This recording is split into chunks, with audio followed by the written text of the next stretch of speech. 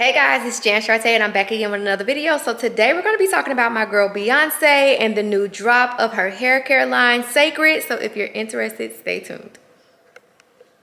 Okay, so I'm sure you guys have heard all of the noise all over social media about Beyonce launching this hair care line. And let me tell you, most people are like, I won't say upset, but they're like, not feeling connected to it. There's a lot of talk about personal branding and whether or not personal branding is a necessity for online businesses at this point. And I mean, let's be honest, this is Beyonce that we're talking about. It doesn't matter what she drops, she's going to make money from it. But this brand is something so much bigger than all the other things that we've seen from her thus far. And I want to talk about that in this video because as always, there's a lot of information circulating on the internet about branding and marketing and ultimately selling and making money. But all of the opinions that are being shared are kind of one-sided and they're not touching on the impact of one thing to another thing. So for example, the impact of branding on marketing and the impact of marketing on selling. And I want to talk about all three of those.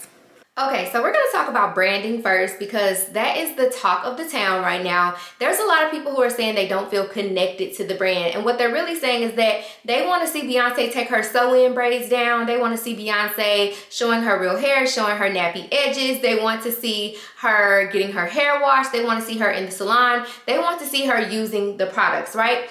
And in their heads, as consumers, they feel like if it's safe enough for Beyonce to use on her hair or good enough for Beyonce to use on her hair, then it's good enough for me to use on my hair. But what they don't realize is that seeing Beyonce or anybody using that product isn't enough for every consumer to make a buying decision. So branding is all about making a personal connection. And sometimes that comes from the founder of the business or the owner of the business being the face of it. And sometimes that comes from complete strangers. Think about a time where a friend or a family member told you that they tried a product and they really loved it and they saw the impact of that product on their hair, their skin, their nails, whatever. And you're like, oh, I can see how you feel about the product and therefore now I'm interested enough to go and research that product for myself. So Beyonce or not, this business is going to work out and be extremely profitable because people like myself and anybody else out there, we're talking about this brand. And I haven't tried the brand just yet. I haven't tried the products. Obviously, I'm going to try them.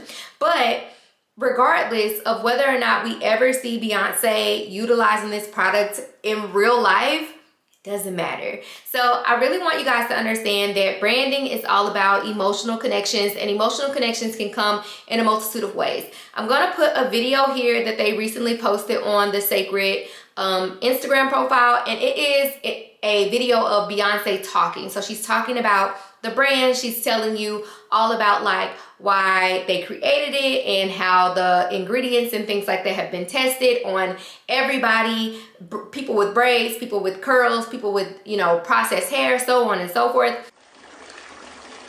There's power in community. And I saw that growing up the daughter of a salon owner. I've experienced firsthand how emotions are attached to our hair and beauty. The beauty industry does not always understand these emotions and what we need. I want to give people space to feel their own strength and tell their stories, so we can continue to support and take care of each other.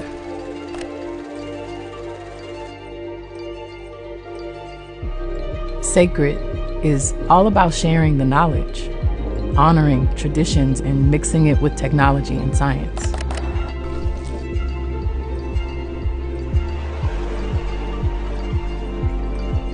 We've tested on everything from braids to weaves to colored hair to locks to wigs to textured hair to curly hair, everything. Taking care of yourself and your hair. And that's the foundation for Cécred. You are sacred. This is called brand positioning.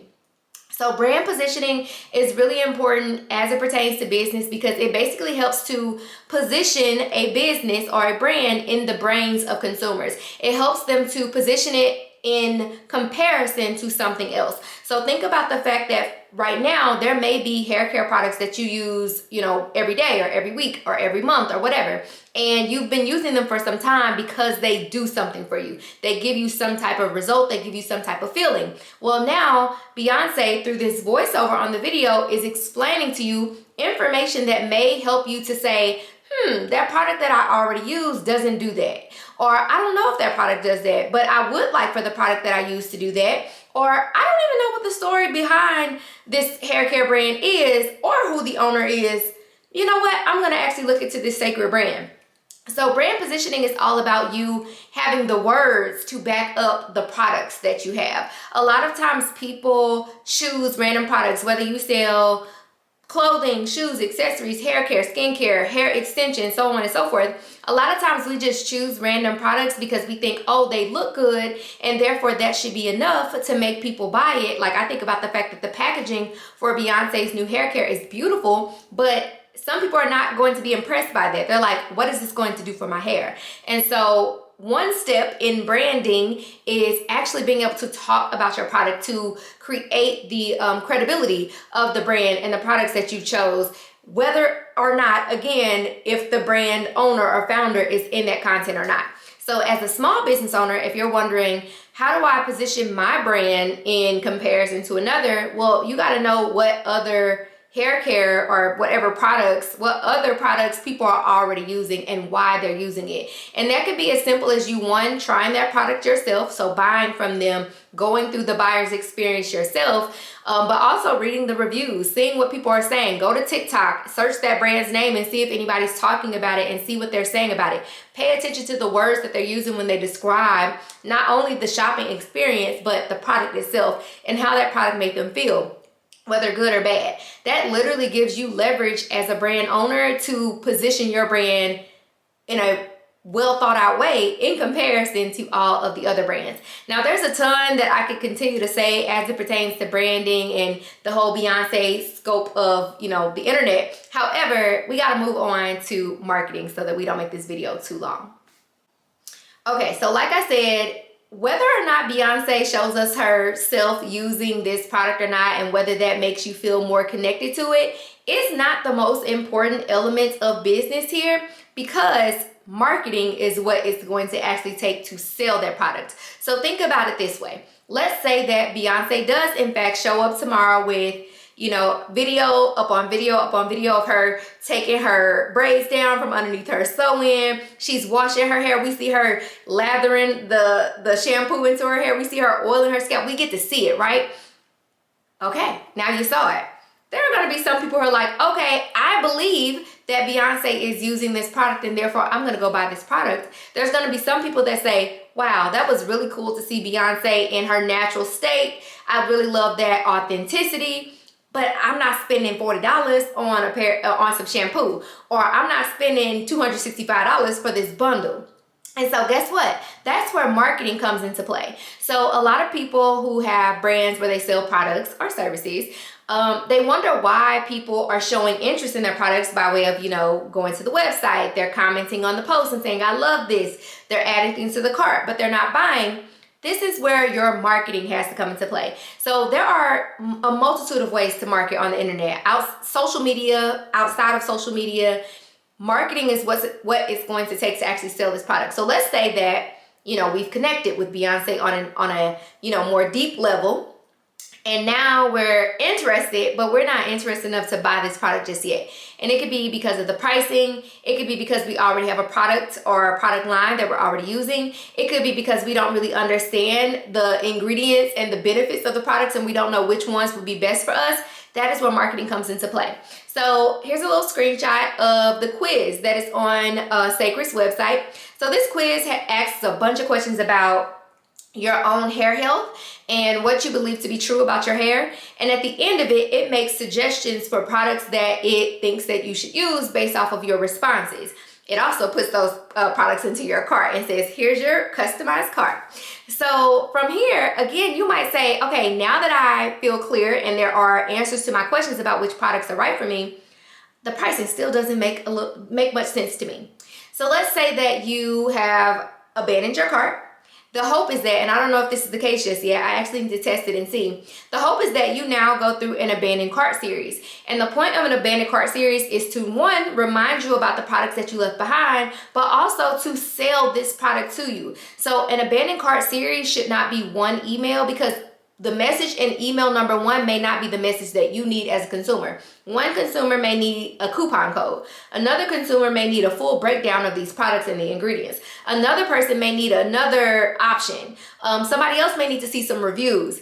And so that might be 4, 5, 6, 7, 8 additional emails that are continuously marketing to this person with the hopes of them deciding to make this purchase. So I find that a lot of people don't make the sales that they want to make because they don't have enough continuous marketing happening or following up to actually get that sale, right? So let's say they go through this abandoned cart series and everything, but they're still not, it's not hitting the point. Or maybe they're not even seeing the emails. Maybe the emails are coming at an inconvenient time and it's just kind of like jumbled up in their inbox. Well, let's enter in retargeting ads. So retargeting ads are really important. Y'all have heard me talk about ads so much. Retargeting ads are so powerful because they basically follow a interested party around the internet to remind them about that product. And just like the abandoned cart emails may, use a variety of different talking points or tactics to try to get you to make that purchase, the abandoned cart emails, the retargeting emails should do the same. And the cool thing about retargeting ads is that you can target people based off of where you know they are in the buyer's journey. So I use this term at the beginning of the video. You seeing that product or seeing Beyoncé use the product may have been the beginning of your buyer's journey. You're like, okay, I'm invested, but not invested enough to make this purchase. So you're in the middle of the buyer's journey now, and retargeting ads and abandoned cart emails and browse abandonment emails and all of that is a part of your continuous marketing efforts to hopefully get someone to go ahead and make that purchase, right? So the cool thing about retargeting ads is that you can retarget people based off of where they are in the buyer's journey. So you can retarget people who have abandoned their cart, people who have looked at a specific product, people who have looked at a specific page. Basically, like, it's behavioral targeting. So that is the cool part about retargeting ads. And so again, you don't get to talk to every single one of these people about why they're not purchasing.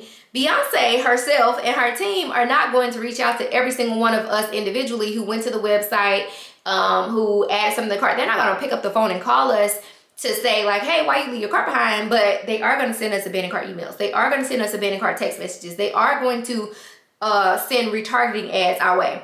And even if we don't abandon the cart, like even if we don't make it that far, continuous marketing organically is still powerful. They're going to continue to post on their social media pages. They're going to continue to work with content creators.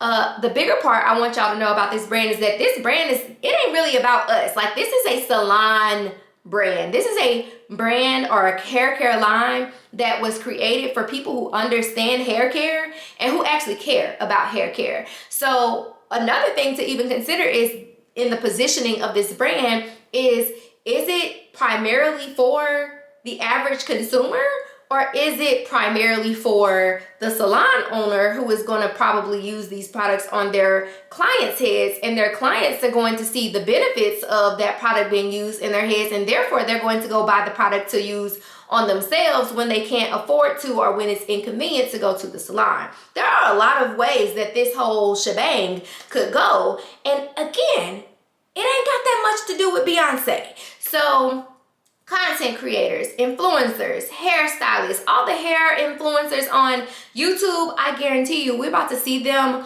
lathering up the suds in their hair. We're about to see them comparing one side of their hair to the other side of their hair and talking about how different it is on this side compared to this side. We're going to see so much marketing, and all of that is what's going to play a role in whether or not the large majority of the people in this world buy the products. It's not going to be because of Beyoncé. So marketing impacts your ability to sell. Marketing impacts your ability to make money. So a lot of business owners don't make money or make the type of money that they should be making because their marketing, for lack of better words, sucks. It is inadequate. It is ineffective. There is not enough. So people have been led to believe that as long as you are personal branding, as long as you are showing your face, as long as you show up consistently once per day, 3 times per day, 5 times per day, or whatever, that is enough to make sales. And yes, it may make you some sales, but it's not going to make you the types of sales that you could be making if you had diversified your marketing outside of social media. So whether that be you having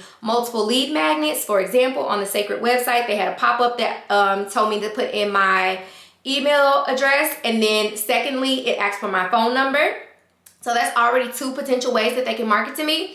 They had me take a quiz, so even if I did not fill out that pop-up for my email and my phone number, I had to put my email address in for the quiz. So again, marketing. If I didn't do any of that, they could still retarget me with ads. They don't have to have my phone number or my email address to retarget me with ads. And even still, even if you don't follow Beyonce, you're going to see so much Beyonce related content on your feed for forever. You're going to keep seeing hair care, Cécred hair care related content for a long time. That's going to sell it to you, okay? Marketing is the missing piece of most small business owners' puzzle, not personal branding. Okay, so lastly is selling, and you might be like, okay girl, well, what do I gotta do to sell this? Well, let me clear this up for you, friend. If your branding and your marketing sucks, selling is not going to work. Selling is actually the easiest part of this whole equation if you understand branding and marketing. If your marketing is effective, selling is easy.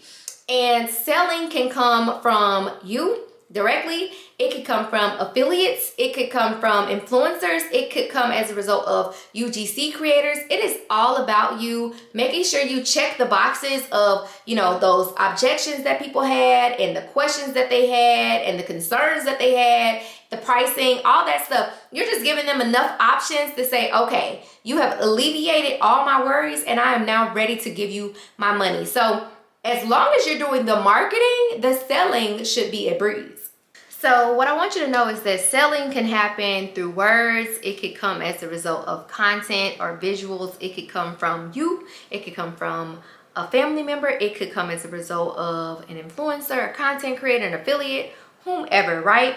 But the bigger thing that I want you guys to understand is that business is so much more than social media content, and it is also so much more than personal branding. And so here are a few things that you may not know about Beyonce's new Cécred brand that are going to help them significantly. So number 1 is that this invention, because this is an invention, is patent pending. And that means that they have created this and they are registering their invention, meaning that if someone else were to try to duplicate or recreate what they've created, they're gonna get sued.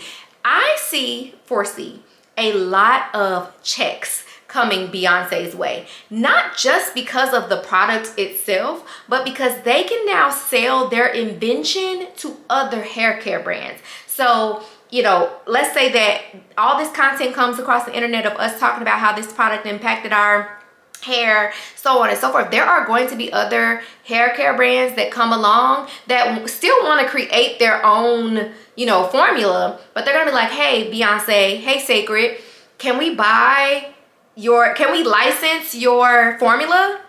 Money. In addition, this is a philanthropic endeavor. So Beyonce's Be Good foundation, they are donating $500,000.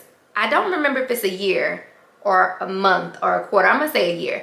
$500,000 annually for hairstylists, if I remember correctly, in cities that have a very heavy hair care and hairstylist presence. And I think there's 5 cities across the nation that they are giving that money to. They are also giving out scholarships and grants. They're giving out scholarships to women who want to go to cosmetology school. Literally right now, there is an application live for people to apply for this scholarship and grants. So they're giving out scholarships for cosmetology school, and they're giving out grants to to salon owners. Philanthropic, okay?